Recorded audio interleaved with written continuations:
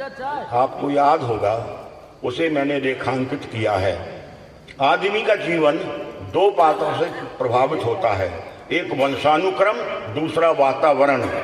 आदमी जिस वातावरण में रहता है उसका वह आदी हो जाता है।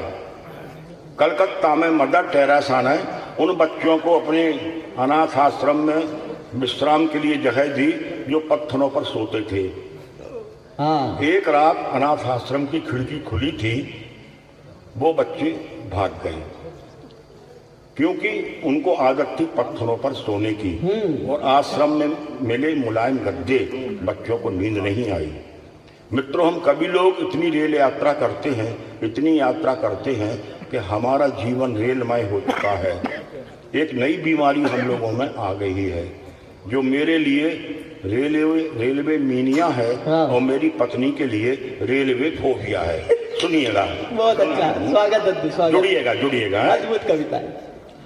पत्नी ने कहा, डॉक्टर के यहाँ जाना है, थोड़ा सा चेकअप कराना है।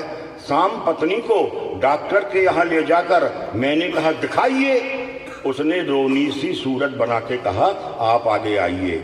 मेरा तो बहाना था, दरअसल आपको दिखाना था। डॉक्टर साहब ये कभी सम्मेलनों में बाहर जाते हैं, सप्ताह में 2 दिन के लिए घर आते हैं, महीने में 20 दिन बाहर रहते हैं, लगातार रेल यात्रा के वातावरण को सहते हैं। इस बार घर आते ही कमाल किया, 4 फीट चौड़े पलंग को काटकर 2 फीट का कर दिया।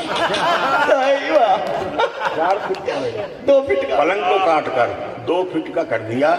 शाम अटैची से सांकल बांधकर ताला लगाते हैं, तकिए में हवा भरते हैं, चप्पलें सरहाने रखते हैं। कमरे का ट्यूबलाइट अलग किया, उसकी जगह 0 वाट का बल्ब लगा दिया।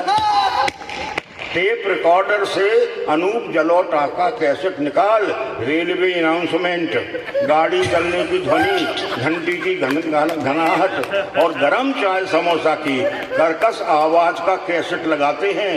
मूंगफली के छिलके और बीड़ी सिगरेट के टुकड़े पलंग के चारों ओर फैलाते हैं। मैं तो रात भर जागती हूँ और ये आराम से सो जाती हैं। पता नहीं कैसी जिंदगी जीते हैं। कप में चाय दो तो कुल्हड़ में पीते हैं। एक रात मेहमान आए तो मैंने इन्हें जगाया। इन्होंने करवट बदली और मेरे हाथ में रेलवे टिकट और 50 रुपए का नोट थमाया। मैंने कहा, ये क्या है?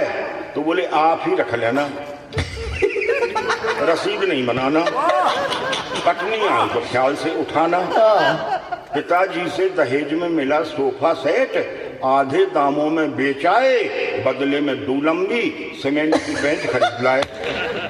बेडरूम में लगी पेंटिंग्स को अलग किया, उनकी जगह भारतीय रेल आपकी संपत्ति है, जंजीर खींचना अपराध है लिखवा दिया। एक रात इनके पास आकर बैठी, इन्होंने पांव मोड़े और कहा, आराम से बैठिए। डॉक्टर साहब बताने में शर्म आती है, लेकिन इलाज कराने में शर्म कैसी? अब आपसे क्या छिपाना है? इन्होंने मुझसे पूछा, बहन जी आपको कहाँ जाना है? मुझसे पूछा, बहन जी आपको कहाँ जाना है? डाइनिंग टेबल पर खाना खाने से मना करते हैं, पूड़ियाँ मिठाई के डिब्बे में और सब्जी प्लास्टिक की थैली में भरते हैं, फिर अपने 2 फुटिया पलंग पर बैठकर खाते हैं। पता नहीं क्यों बीच बीच में हिलते भी जाते हैं।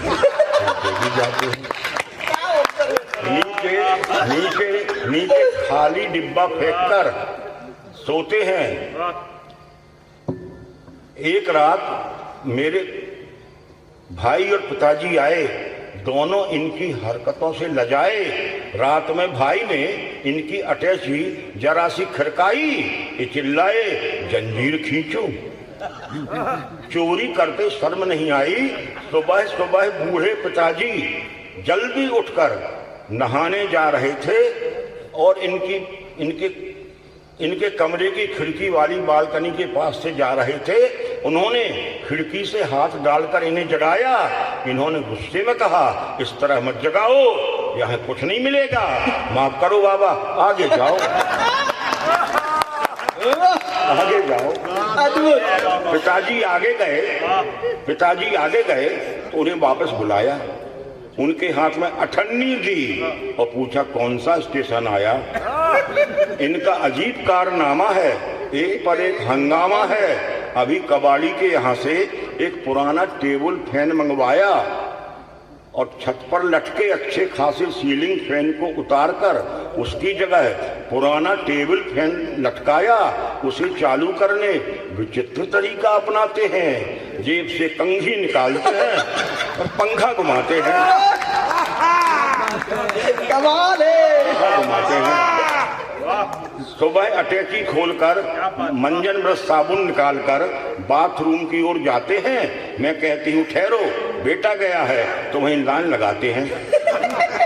समझाती हूँ आ जाओ तो रोकते हैं। हर 2 मिनट के बाद बाथरूम का दरवाजा ठोकते हैं। इन्होंने पूरे घर को सिर पर उठा लिया है। घर को वेटिंग रूम और बेडरूम को रेलवे कंपार्टमेंट बना दिया है। इनके साथ जिंदगी कैसे कटेगी हमें सोच के डरते हैं और ये 7 जन्म की बात करते हैं।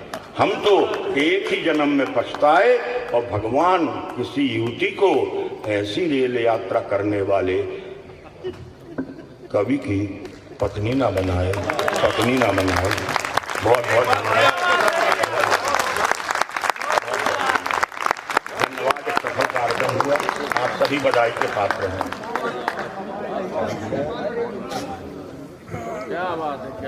एक बार दद्दू के अच्छे स्वास्थ्य के लिए और वाकई में अगर आपको अच्छा लगा है तो दोनों हाथ ऊपर करके जोरदार तालियां बजाइए और इन तालियों को और बड़ा इसलिए कर दीजिए अगर